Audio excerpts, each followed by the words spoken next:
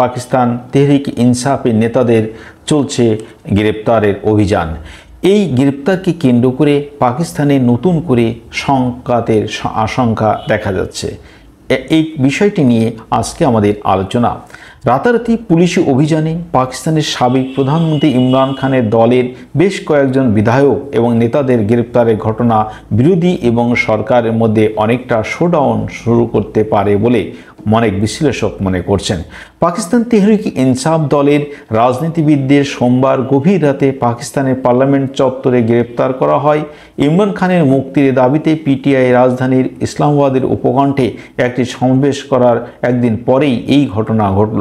বেশ কয়েকটি অভিযোগ গত বছরের আগস্টে কারাবন্দী হন ইমরান খান, যদিও বেশিরভাগ ক্ষেত্রে তার দোষী সাব্যস্ত হয় বাতিল করেছে না স্থগিত করা হয়েছে। ৭১ বছর বয়সী এই সাবেক ক্রিকেটার রাজনীতিবিদ বর্তমান কারাগারে রয়েছে, অন্যান্য মামলার বিচারের মুখোমুখি হচ্ছেন।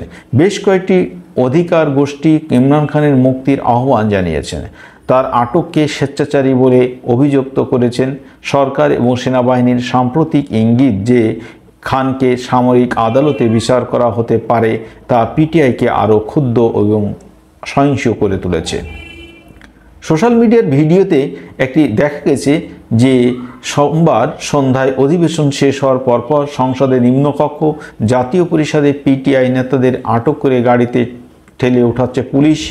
ইসলামাবাদ অন্যান্য স্থান থেকে একই ধরনের অভিযানের খবর পাওয়া গেছে।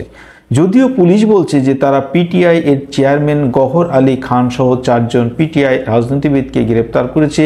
পার্টির দাবি অন্তত 13 জনকে হেফাজতে নেওয়া হয়েছে। পিটিআইয়ের সাইদ জুলফি বুখারি আল জাজিরাকে বলেছেন, সশস্ত্র মুখোশধারী ব্যক্তিরা সংসদ চত্বরে প্রবেশ করে এবং দলের আরও বেশ কয়েকজন আইন প্রণেতাকে গ্রেপ্তার করেছে।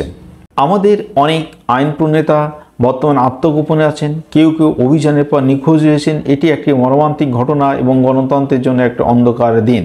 ইসলামাবাদে পিটিআইয়ের সমাবেশের একদিন পরেই এই ক্র্যাকডাউনটি হয়েছে। সেখানে সারা দেশ থেকে আসা হাজার হাজার লোক অংশ নিয়েছিল।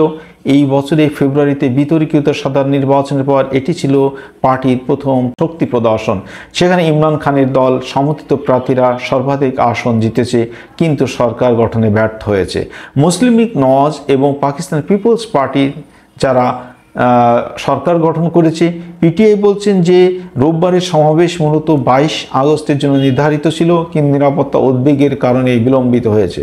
রাজধানীতে সমাবেশ এবং বিক্ষোভ নিষিদ্ধ করার প্রস্তাব আইনসহ সরকার কর্তৃক আরোপিত বেশ কয়েকটি বাধা সত্ত্বেও এটি অনুষ্ঠিত হয়েছে।